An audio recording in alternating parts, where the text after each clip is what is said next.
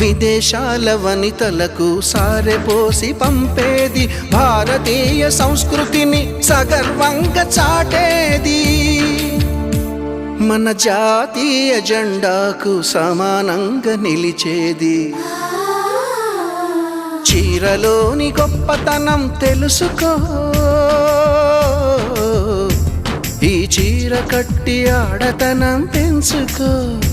సింగారమనే దారంతో చేసింది చీర, ఆనందమనే రంగులనే అద్దింది చీర, మమకారమనే మగ్గంపై నేసింది చీర.